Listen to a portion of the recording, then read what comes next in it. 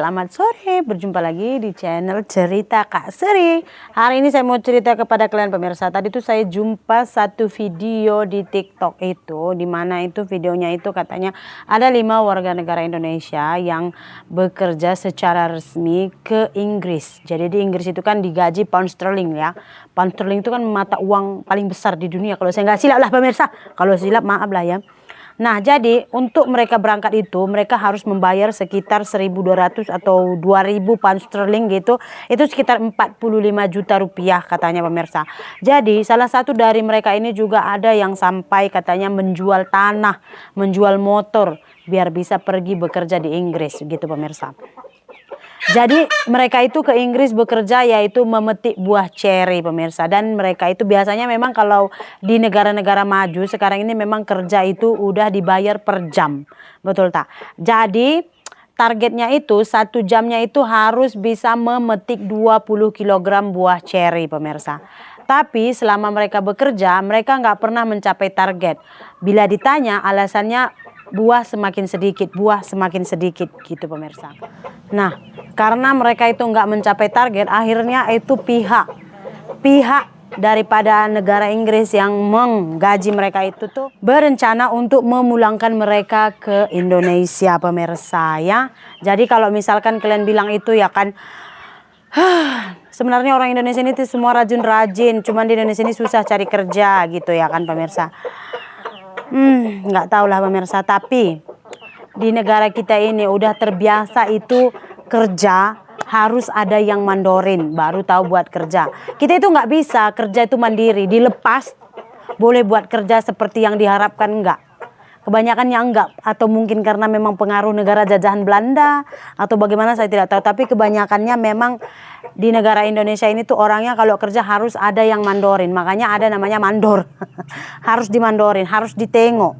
Kalau enggak mereka akan kerja suka-suka, ya kan. Nah, salah satu contoh adalah pemirsa tukang rumah. Tukang membuat rumah kah, membuat apa-apa pokoknya lah. Nah, selalunya tukang ini tuh dibayar dua opsi, dua cara lah. Ada yang bayarnya per hari, ada yang bayarnya sistem borongan. Oke, ini saya cerita pengalaman sendiri lah ya. Dulu ada tukang yang membuat rumah kakek saya itu, kalian tahu pemirsa, untuk membuat rumah kakek saya itu tuh setahun lebih itu, kalian tahu. Kenapa? Karena tukangnya dibayar per hari. Jadi gimana kak kerjanya? Mereka masuknya jam 8 ya kan. Jam 8 nggak langsung kerja tuh. Mereka akan cerita-cerita dulu, ngomong-ngomong dulu. Karena mereka bayarnya per hari. Udah gitu juga yang buat rumah ini tuh nggak bisa hari-hari tengok. Kalau ada yang membuat rumah itu datang tengok, mereka kerja bagus. Kalau nggak ada, ya udah mereka akan suka-sukanya karena mereka bayarnya per hari gitu.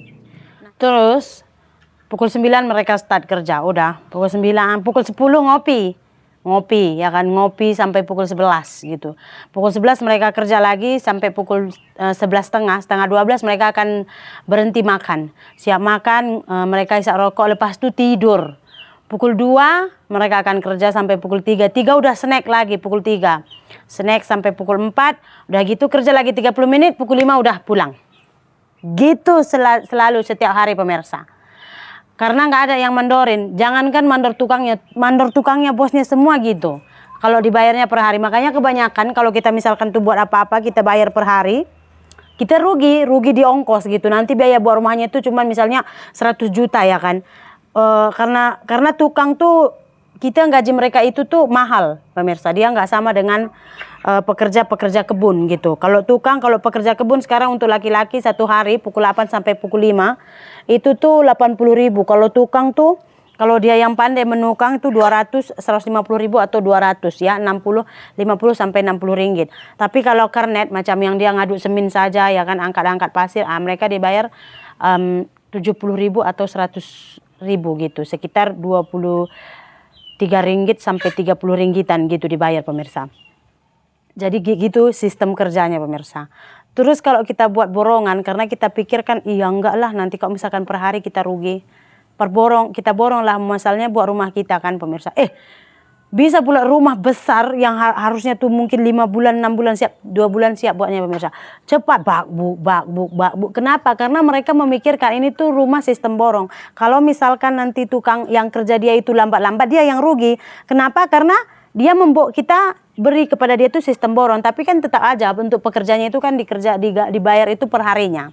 Kalau misalkan rumah itu cepat siap, dia untung. Kalau misalkan rumah itu lambat siap, dia rugi. Jadi mereka untuk memikirkan itu, jadi cepat siap. Alhasil, rumah yang tadinya misalnya itu ya kan, udah dinaikkan batu bata, belum kering, belum bisa diplaster, terus plaster. Yang tadinya ini udah diplaster, harusnya itu ditunggu dulu, belum berapa kering, cat terus cat. Alhasil, banyak rumah-rumah tuh yang sistem borong ini tuh belum apa-apa udah retak-retak.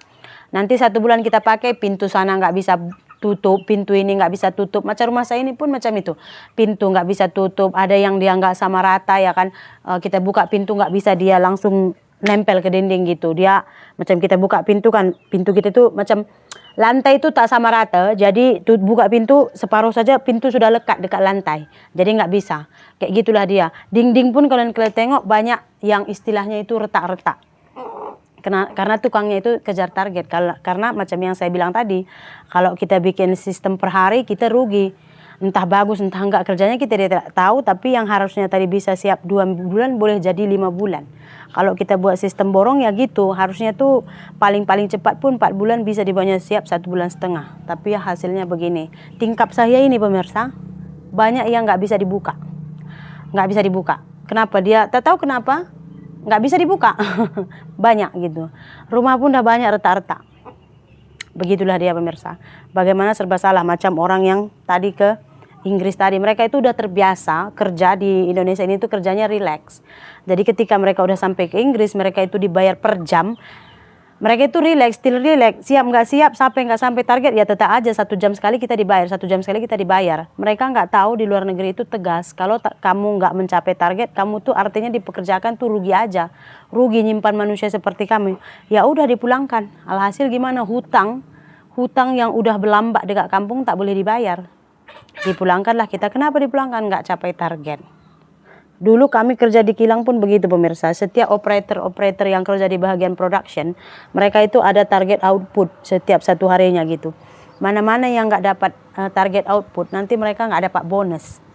Kalau selalu nggak dapat target, mereka nggak dapat bonus. Kalau dulu pemirsa. Bagaimana menurut kalian, di mana salahnya ini? Rupa-rupanya dari informasi yang saya baca katanya, ada juga dari mereka ini tuh sebenarnya belum layak untuk diberangkatkan ke Inggris, tapi dia diberangkatkan juga karena dia membayar. Artinya mereka ini menggunakan orang dalam, membayar sekitar 12 juta biar mereka ini cepat diberangkatkan. Jadi mungkin mereka ini belum lulus training, tapi udah diberangkatkan aja karena mereka pakai jalur khusus. Ginilah selalu masalahnya pemirsa, belum pandai, belum apa semua, tapi diberangkatkan juga. Kenapa? Karena dia bayar. Coba kalau ikut aturan saja. Kalau memang udah rasa, udah oke, kamu udah bisa berangkat, berangkat. Kalau rasa belum, maknanya belum. Toh macam ini jadinya, udah berangkat, akhirnya dipulangkan lagi. Betul tak? Hari ini cerita Kak Sri sampai sini saja. Terima kasih banyak, jumpa lagi di cerita Kak Sri berikutnya. Bye!